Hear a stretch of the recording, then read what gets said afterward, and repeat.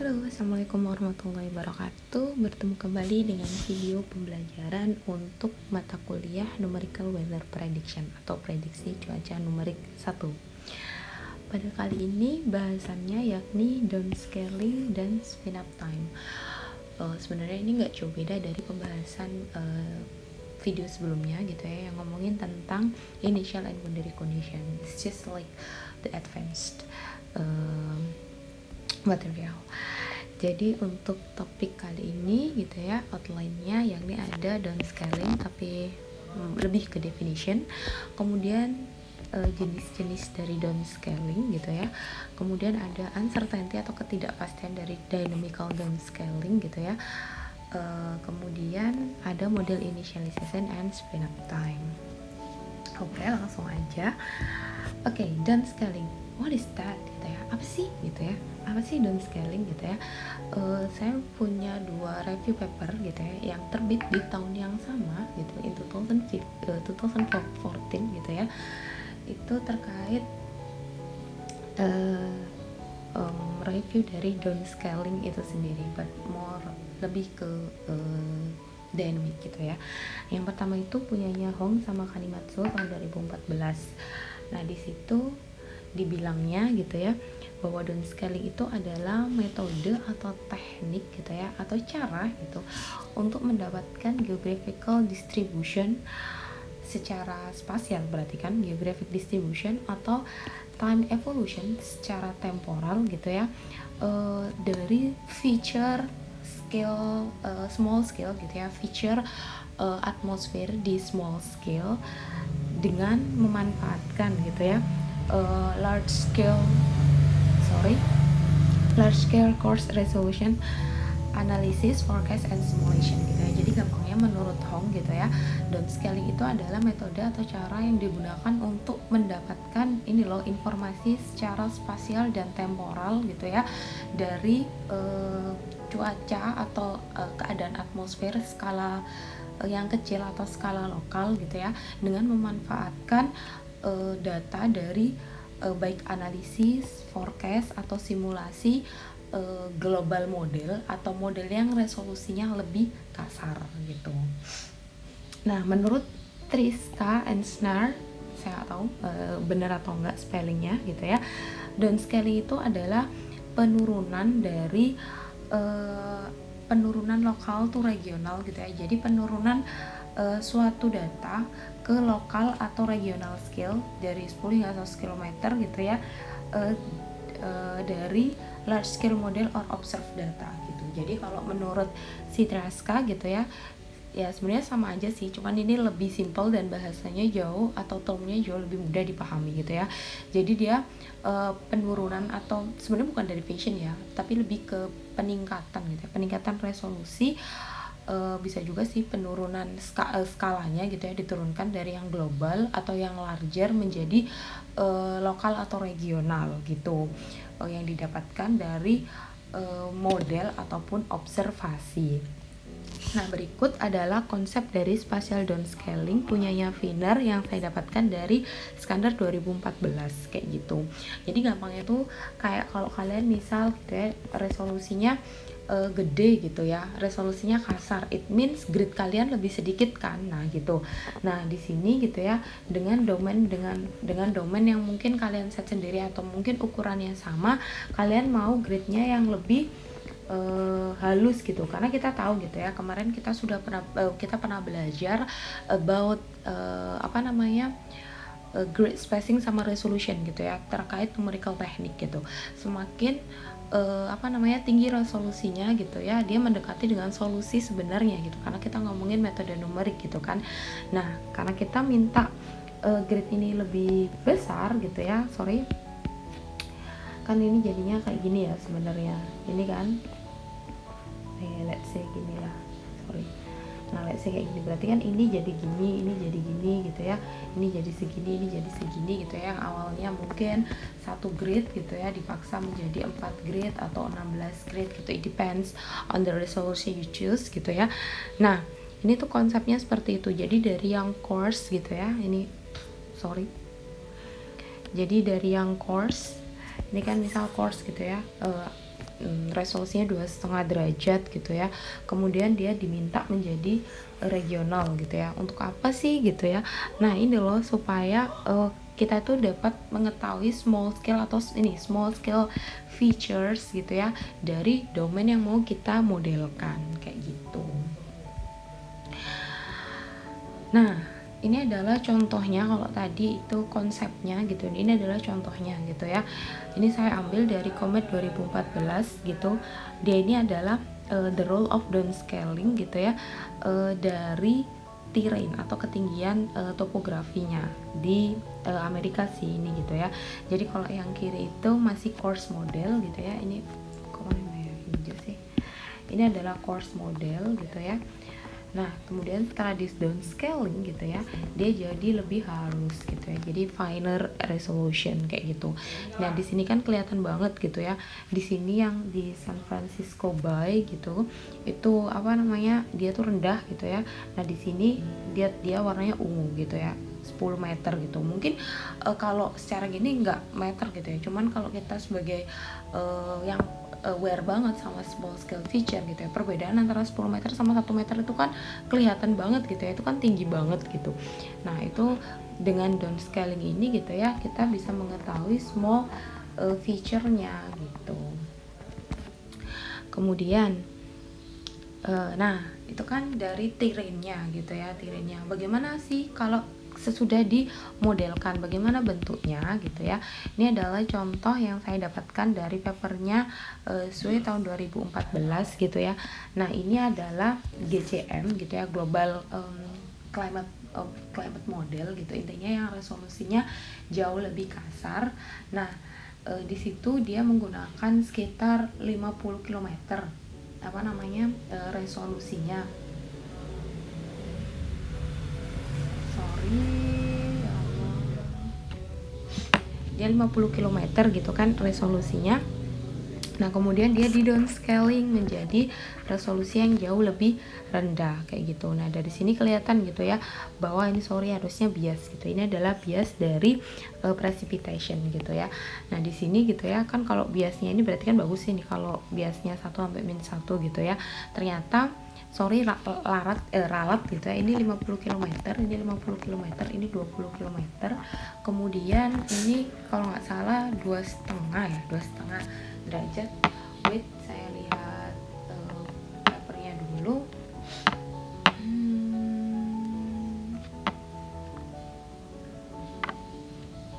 Ya, oke ya.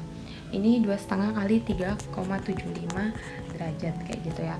Nah di sini kan Bu, ini kan global modelnya kok lebih tinggi gitu ya. Di sini membuktikan gitu ya. Di sini juga sekalian membuktikan bahwa high resolution of global model gitu ya, itu nggak jauh lebih bagus ketika dia di running tanpa di downscale gitu. Nah sedangkan di sini yang dia coarse banget gitu ya, 2,5 derajat itu kayak kali 111 sekitar 270-an kilometer gitu ya. Kemudian di downscale menjadi 50 km gitu ya. Ini sama-sama 50 km, cuman bedanya adalah model downscalingnya. Kalau satunya pakai hard M3P, ini pakai RM3 gitu ya. Nah di sini kelihatan gitu, setidaknya dia lebih halus gitu ya, dan kemudian biasnya juga lebih sedikit daripada yang GCM ataupun ketika dia global modelnya. Jadi kayak gitu. Nah kemudian dari tipenya gitu ya, itu ada dynamical, ada statistical. Meskipun ada satu source yang saya temukan itu juga ngomongin terkait dengan physical, cuman mostly physical itu udah dirangkum jadi satu di dynamical gitu ya. Jadi kalau downscaling secara dynamic gitu ya, menurut si Hong sama Kanamitsu gitu ya, dia itu menggunakan dynamic regional model untuk menghasilkan atau running ke final resolutionnya gitu, dengan memanfaatkan core resolution analysis gitu ya. Jadi tools yang digunakan untuk menghasilkan final scale itu pakai pakai model gitu ya, model dynamic gitu. Jadi dia menganut persamaan yang sama dengan modelnya gitu ya, meskipun mungkin ada approach yang berbeda kayak gitu, tapi mereka tetap pakai kayak yang kita belajar kemarin gitu ya. Jadi ke balance equation, ke governing equation kayak gitu.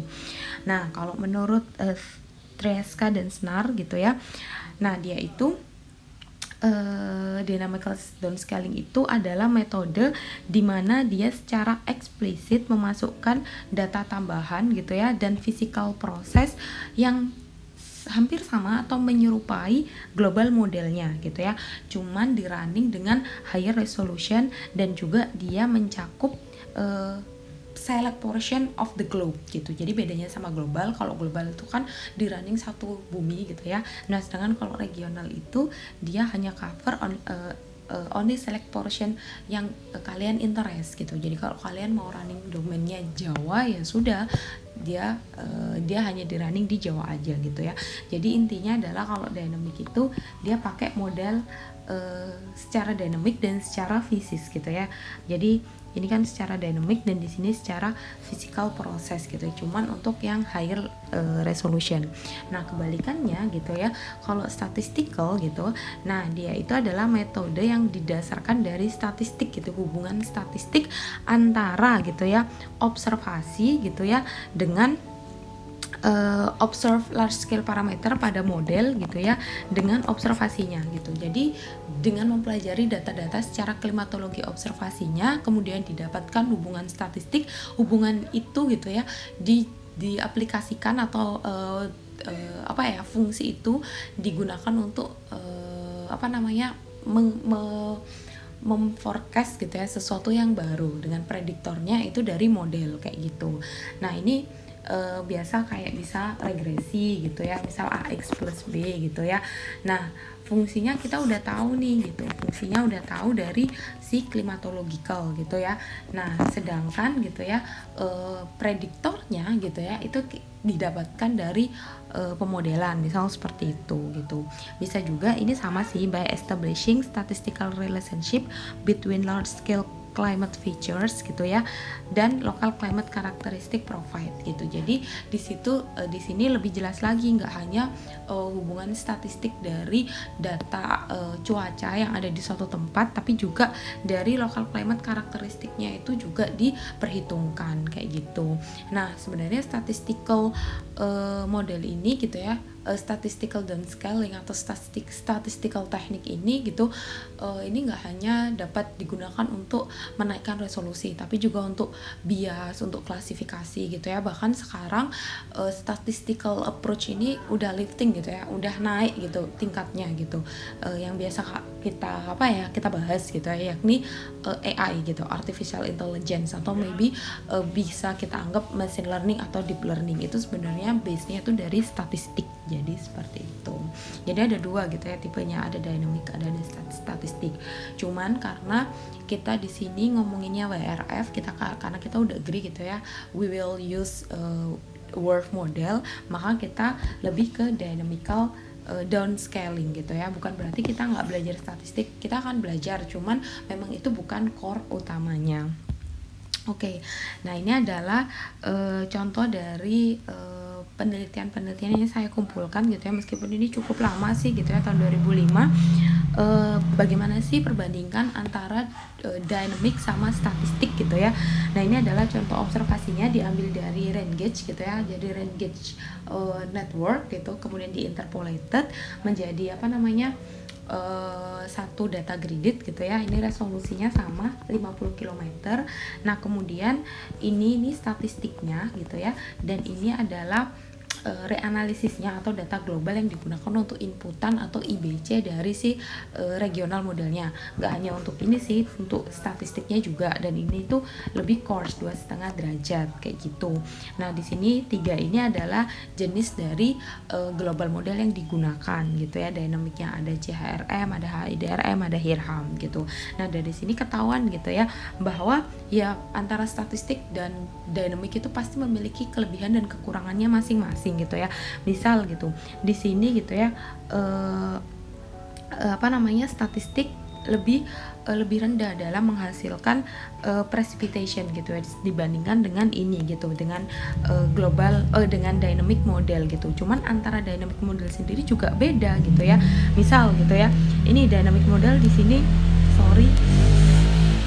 bisa menghasilkan presipitasi sampai 40 hingga 50 mm gitu ya. Sedangkan di sini dia nggak bisa gitu. Ini artinya apa gitu ya? Bahwa gitu ya, nggak hanya dari jenis downscalingnya aja gitu, bahwa antar regional model aja, antar dynamic model aja gitu ya, itu tuh ada uncertainty gitu ya. Dia sensitif gitu terhadap komponennya. Jadi kayak gitu. Ini contoh kalau dynamic model kelihatan jauh lebih unggul gitu ya. Saya punya contoh lagi gitu ya, dimana di sini statistical model jauh lebih unggul gitu. Ini adalah observasinya, ini adalah GCM-nya gitu ya, global modelnya, dan ini adalah yang di running pakai dynamic model, dan ini yang di running pakai statistic model gitu ya. Nah dari sini gitu ya kelihatan banget gitu. Di sini kan nggak ada hujan yang ekstrim gitu ya. Sedangkan dynamic model dia menghasilkan hujan yang ekstrim. Belum lagi secara spasial. Ini kan biasnya gede banget gitu ya. Nah di sini statistik jauh lebih bagus kayak gitu. Nah dari sini kan ketahuan gitu ya bahwa nggak mesti kok statistik atau dynamical downscaling itu outperform gitu ya than others gitu. Ada kondisi tertentu gitu, ada kondisi-kondisi tertentu gitu. Oleh karena itu saya punya sesuatu yang mungkin bisa kalian pikirkan gitu ya, nice to think about gitu. Yang pertama gitu ya, what makes dynamical downscaling differs from statistical? Apa sih yang bikin dynamic itu downscaling secara dynamic sama statistik itu berbeda gitu ya? Selain tadi yang saya gunakan pakai caranya, satunya menggunakan ya dynamic, menggunakan persamaan-persamaan secara fisika governing equation, yang satunya statistik gitu ya. Apa sih selain aspek itu gitu ya. Kemudian yang kedua gitu ya, ada nggak pros dan cons-nya gitu, ada nggak plus minusnya untuk setiap metode gitu ya. Kemudian yang terakhir gitu ya, kita mungkin nggak sih menggunakan dua pendekatan itu dalam satu waktu gitu. Jadi nggak hanya dynamical talk, tapi mungkin dynamic plus statistik atau statistik plus dynamic kayak gitu. Nah kalau bisa bagaimana caranya, kalau nggak bisa why gitu, nggak bisa. Oke. Nah, karena yang tadi saya sudah bilang gitu ya, bahwa mata kuliah ini menggunakan WRF, jadi mau tidak mau kita lebih ke dynamical downscaling gitu. Tadi juga sudah saya jelaskan, saya singgung sedikit gitu ya, bahwa antar model saja gitu ya, itu ternyata menghasilkan hujan yang berbeda-beda kan gitu. Nah, kira-kira apa sih yang menyebabkan ketidakpastian dari dynamical downscaling, terutama ketika kita memanfaatkan satu regional model gitu ya.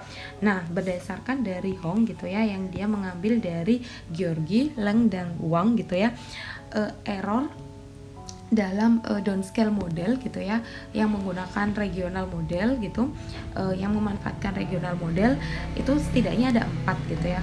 Yang pertama, karena ada ketidakpastian sendiri dari large scale fields provided by the GCM. Jadi GCM-nya sendiri itu udah mengandung error, udah mengandung uncertainty gitu ya. Makanya kalau kalian pernah mendengarkan term garbage in, garbage out, garbage out gitu ya. Jadi kalau kalian masukinnya sorry to say garbage atau sampah gitu ya, maka keluarnya juga akan sampah gitu. Jadi ya nggak akan memperbaiki apapun gitu. Meskipun gitu ya, mungkin bisa memperbaiki, tapi ya it will not be very significant perbaikannya kayak gitu. Kemudian yang kedua itu ada the unphysical treatment of LBC gitu. Jadi si GCM-nya sebagai lateral boundary condition gitu ya, ada bagian yang dia mungkin di treatnya itu nggak sesuai dengan hukum fisika atau nggak sesuai dengan fisiknya gitu ya. Jadi mungkin ada yang dihilangkan atau bagaimana kayak gitu. Kemudian yang ketiga gitu ya, tadi LBC-nya, yang ini sekarang terkait regionalnya gitu ya. Jadi ada inaccuracy gitu. Jadi ada ketidakakuratan gitu ya dari pendekatan secara fisik atau pendekatan secara dinamik dari model yang kita gunakan. Nah, ini yang tadi dibahas gitu ya di contoh sebelumnya. Tadi ada 3 model sama-sama regional, dynamic, dan fisik gitu ya. Nah, tapi kok hasilnya beda dalam menghasilkan hujan gitu. Kira-kira ada apa gitu? Ternyata bahwa setiap model itu kan menganut equation yang berbeda-beda, approach yang berbeda-beda kayak gitu. Karena setiap developer kan pasti menganut approach yang berbeda gitu ya. Belum lagi komponen dalam model itu sendiri.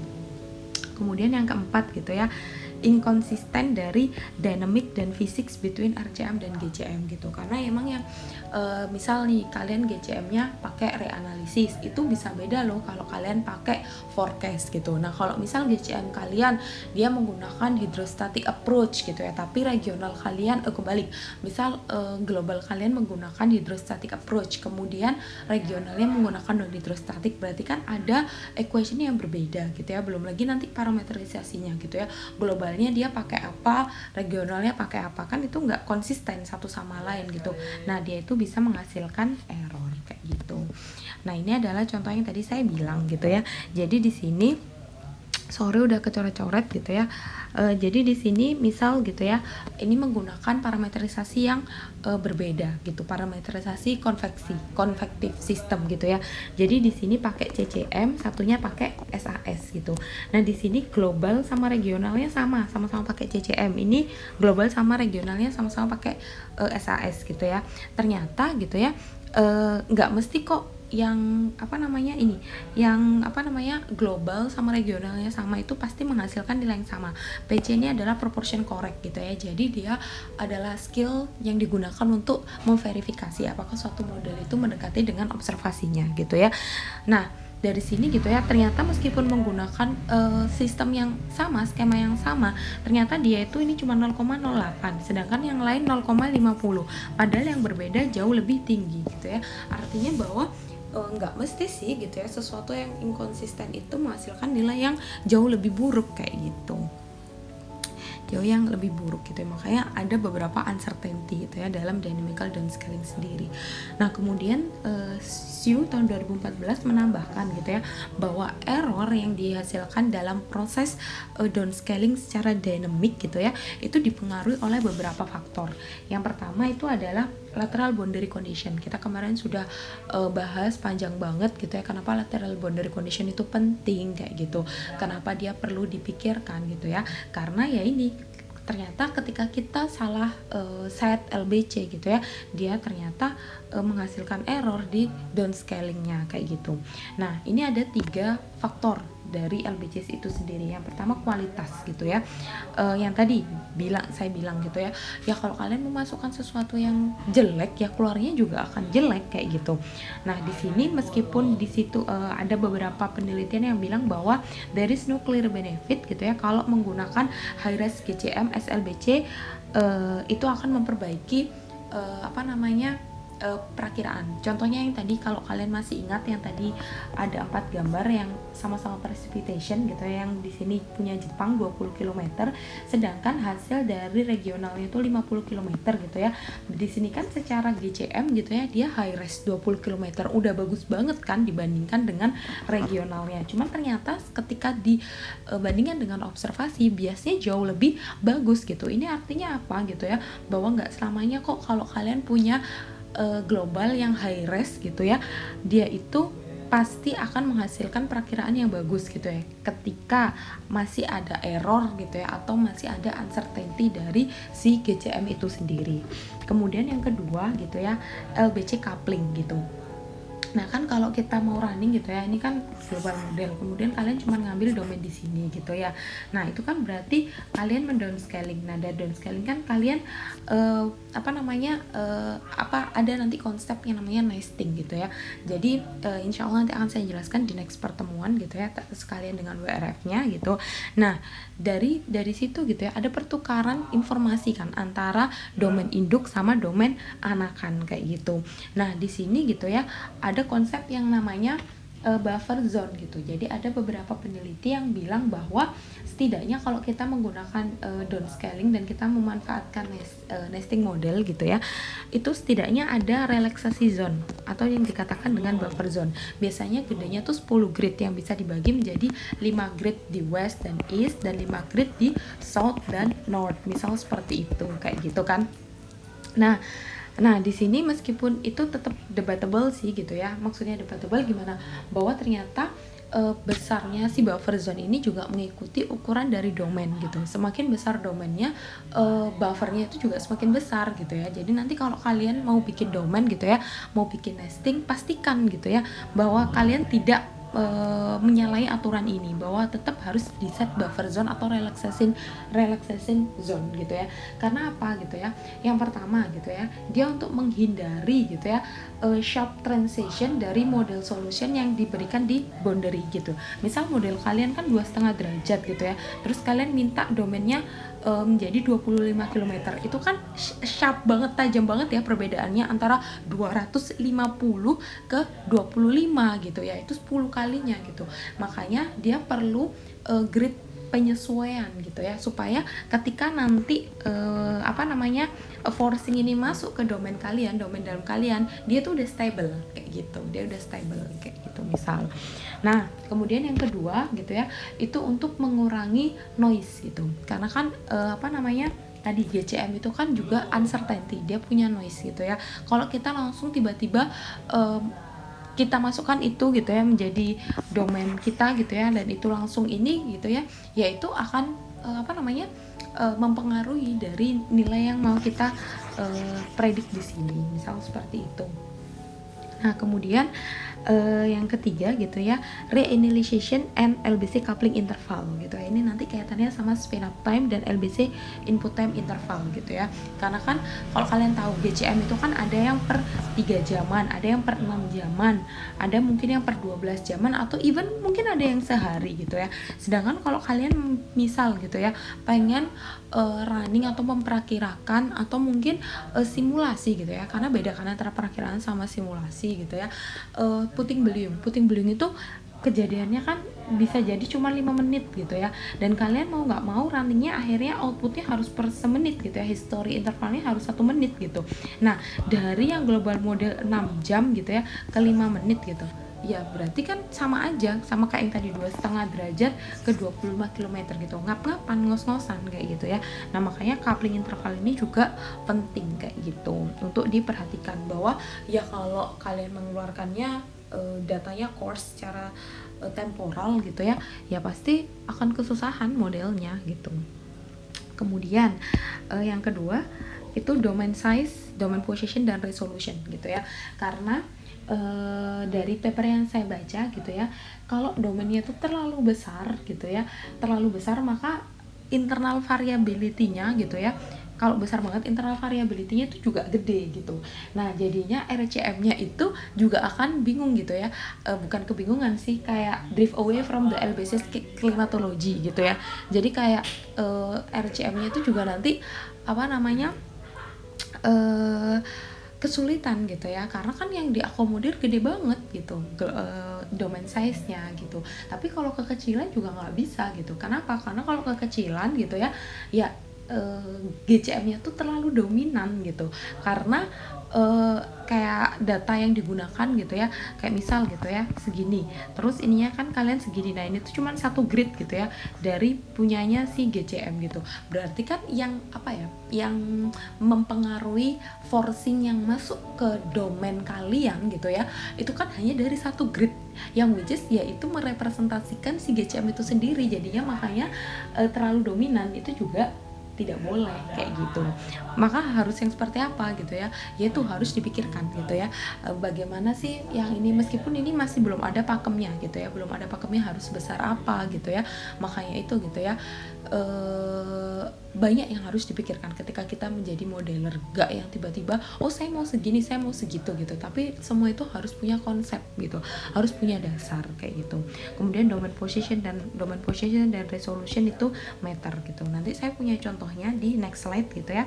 Kemudian yang ketiga yakni physical process gitu ya. Jadi ini kaitannya sama parameterisasi. Jadi kan di dalam model gitu ya, dia kan menyelesaikannya itu nggak hanya dynamic ya, kita udah agree, tapi juga ada proses fisik, dan proses fisik itu kan jauh lebih kecil ya biasanya gitu. Nah, biasanya yang dia mempengaruhi error model itu yang pertama konvektif gitu ya. Jadi keberadaan dari adanya awan gitu ya, awan-awan konvektif itu tuh mempengaruhi dari kemampuan model. Karena apa gitu ya? Karena kita biasanya gitu ya, orang itu kan lihatnya itu sukses atau tidaknya suatu perkiraan itu ketika kelihatan, misal kayak hujan atau tidak gitu ya. Nah sedangkan hujan atau tidak itu kan prosesnya kan nggak yang tiba-tiba hujan gitu atau kemudian tiba-tiba tidak hujan gitu, tapi kan di sana sebelum jadi hujan kan ada proses pembentukan awan dulu gitu ya. Nah pembentukan awan ini dulu gitu yang harus diselesaikan gitu ya, karena meskipun ada awan pun nggak semua awan menghasilkan hujan kan gitu. Nah kalau kita udah salah gitu ya dalam mendekati atau menghitung adanya awan gitu ya, ya udah pasti gitu ya, ya udah pasti gitu.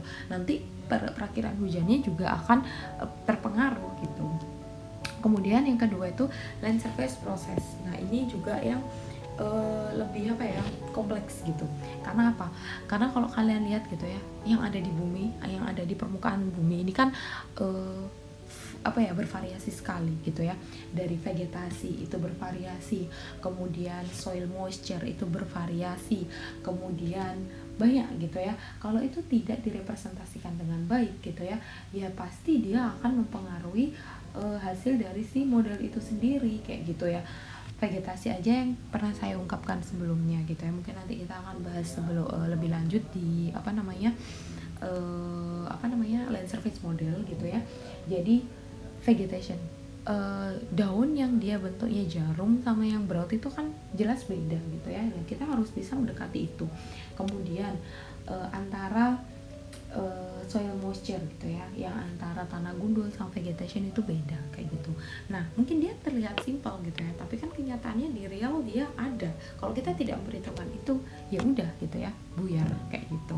Belum lagi snow cover, kalau ada snow, udah pernah saya jelaskan kan sebelumnya.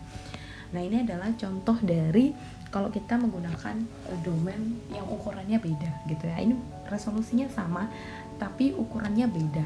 Yang pertama yang large itu domainnya lebih besar, kemudian yang small ini hanya sebagian saja. Tapi kemudian ketika di running dia diplot sesuai dengan yang domain kecilnya gitu ya. Ini yang small, ini yang large, dia sama-sama dibuat pakai WRF gitu ya. Ternyata hasilnya beda, cuman gara-gara domain size-nya doang gitu.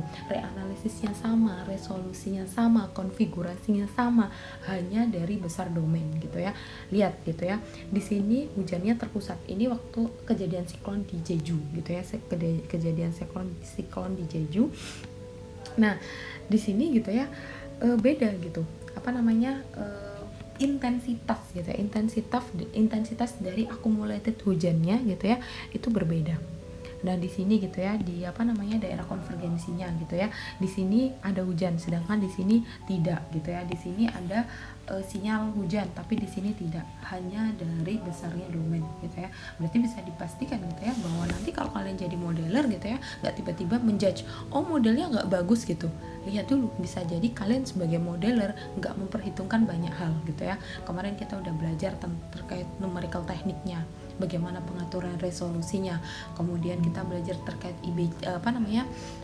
boundary conditionnya gitu ya, bahwa top model, lower model, LBC itu penting. Kemudian kita juga sekarang belajar gitu ya, ternyata ngeset domain aja gitu ya, itu bisa menghasilkan hal yang berbeda gitu ya, sesuatu yang harus dipikirkan oleh modeler.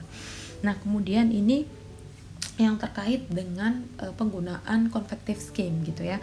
Ini adalah hasil dari satelit atau observasinya TRMM gitu ya, TRMM. Kemudian ini data reanalisis atau global modelnya. Kan bedanya kalau reanalisis itu kan udah digabungkan dengan data observasi ya gitu ya, sudah diinterpolasi gitu ya. Jadi model plus interpolasi, model plus observasi kemudian diinterpolasi, nah dia jadinya kan reanalisis gitu ya. Nah kemudian dia di downscale gitu ya, menggunakan WRF satunya gitu ya. Satunya ini pakai old gitu, old convective system, yang satunya new gitu. Ternyata komponen dari model gitu ya, ketika kita menggunakan approach konvektif yang berbeda, itu hasilnya berbeda gitu ya. Di sini lihat presentasinya gitu ya, sinyal dari hujannya jauh lebih tinggi banget gitu ya, jauh lebih tinggi banget dibandingkan dengan yang new gitu ya. Berarti komponen dalam model ini meter gitu ya. Nah nanti kita akan belajar ini lebih lanjut di parametrisasi. Itulah kenapa kalau kalian lihat mungkin banyak sekali paper yang uji parametrisasi, uji sensitivity kompleks, parameterisasi apa, skema apa gitu ya, karena memang model itu uncertainty-nya banyak, dan dia itu kalau saya boleh bilang WRF itu case by case gitu ya. Jadi bisa jadi gitu ya, satu kejadian gitu ya di running dengan konfigurasi yang sama di tempat yang sama, nanti hasilnya beda gitu. Mungkin dia bagus untuk perakiraan hujan, tapi ternyata untuk angin kencang gak bagus gitu, misal seperti itu. Atau mungkin cara yang lain gitu ya, dia digunakan yang sama cuma dibedain aja kok parameterisasi, ini contohnya parameterisasinya ternyata beda gitu ya.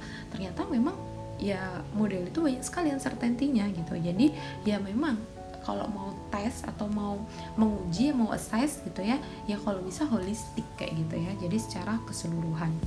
Nah ini yang terkait dengan kalau tadi udah scheme gitu ya, parameterisasinya. Ini terkait dengan forecastnya, saya lupa. Ini terkait dengan land surface prosesnya, yang tadi saya bilang vegetation itu beda, soil moisture itu beda. Nah ini terkait dengan snow scheme-nya gitu ya, memperhitungkan snow pakai 1 layer sama 3 layer itu beda. Yang dia 3 layer gitu ya, jadi dia perhitungannya lebih banyak, ternyata dia lebih mendekati gitu ya dibandingkan dengan yang 1 layer aja, karena di sini sinyalnya jadi lebih kuat gitu ya, dan ini beda kan gitu, sedangkan observationnya dia enggak gitu ya, dari analisisnya enggak kayak gitu. Jadi bisa dipahami gitu ya, bahwa ketika menjadi modeler itu nggak hanya cuman running, nggak cuman lihat oh ini senior ini pakai ini, oh ini pakai ini, oh ini di set default aja gitu. Behind default gitu ya, behind default scheme itu kalian harus paham gitu ya.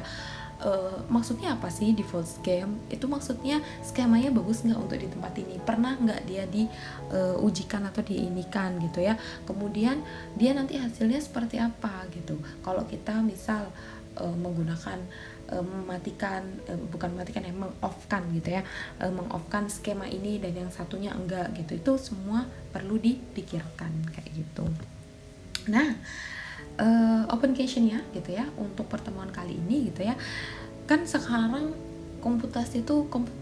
teknologi komputer tuh udah oke banget gitu ya, udah advance banget gitu ya, HPC udah berapa ya, penta udah bagus, udah cepet banget lah intinya kayak gitu ya. Nah if global model gitu ya is already run in higher resolution gitu ya, due to the advancement of computational technology, let's say misal global model aja itu udah di running sampai 1 km gitu ya, contohnya modelnya UK gitu ya, itu sampai 1 km. Kira-kira gitu ya, will dynamical downscaling still be needed? Kita masih membutuhkan model regional nggak untuk mendownscale global model kita? Kalau iya kenapa? Kalau tidak mengapa? Gitu ya. Oke. Udah ngomongin downscaling, kita pindah ke model initialization gitu ya. Inisialisasi model dan spin up time. Sebenarnya ini kita udah bahas kemarin di initial condition kayak gitu ya. Cuman ini kemarin kan nggak ada skemanya gitu ya, hanya saya jelaskan. Nah di sini lebih lengkap lagi gitu ya, nggak lebih lengkap lagi sih, lebih ada penjelasannya lah kayak gitu. Nah di sini in order to start a model gitu ya, ketika kalian mau run model gitu ya, pasti dia membutuhkan variabel untuk di run gitu ya, pasti membutuhkan bahan, kemarin udah dibahas gitu ya. Nah ini bisa diturunkan atau bisa didapatkan dari climatological value gitu ya, dari observasi selama beberapa tahun gitu ya, kemudian dijadikan data graded. Nah itu yang kita jadikan inputan atau bahan model kita, itu bisa, atau bisa jadi gitu ya dari a previous run of desired model gitu. Jadi kita udah pernah running dengan konfigurasinya kita yang dengan yang kita bikin gitu ya, dari domain size-nya, resolusinya, jenis parameterisasinya gitu ya, tapi cuman beda tanggalnya aja gitu ya, itu juga bisa. Atau completely different model, jadi kayak model yang emang bener-bener beda banget gitu ya, kayak misal reanalisis dari data apa gitu yang kemarin saya sempet menanyakan gitu, kira-kira kalian bisa mention gak sih GCM yang kita bisa dapatkan free gitu ya, itu sebagai IBC kita. Nah ini inisialisasi model itu banyak gitu ya. Nah karena inisialisasi model itu dari sesuatu yang berbeda gitu ya, maka kita membutuhkan yang namanya spin up time. Apa sih spin up time? Itu adalah the time atau berapa sih lamanya, how long gitu ya, waktu yang dibutuhkan oleh spesifik model, lebih tepatnya oleh regional model gitu ya, untuk mencapai equilibrium atau balance under the applied forcing gitu ya. Mungkin saya ralat spin up time ini nggak hanya untuk RCM, nggak hanya untuk regional, cuman karena kita nanti mostly pakai regional, pakai mesoscale gitu ya, jadi mungkin lebih ini ya ke mesoscale. Tapi sebenarnya global model pun itu bisa membutuhkan spin up time, karena dia itu adalah waktu yang dibutuhkan si model untuk mencapai kesetimbangan. Istilah katanya adalah supaya panas gitu ya. Ya kalau kalian naik motor gitu ya, ya kan kalian kadang butuh dipanasin dulu kan, supaya dia mesinnya lebih stabil gitu. Ketika nanti dijalankan dia bunyinya lebih halus, kayak misal seperti itu gitu ya. Sama model pun juga sama seperti itu gitu ya, supaya dia nggak kaget gitu ya. Dia butuh dipanaskan dulu gitu.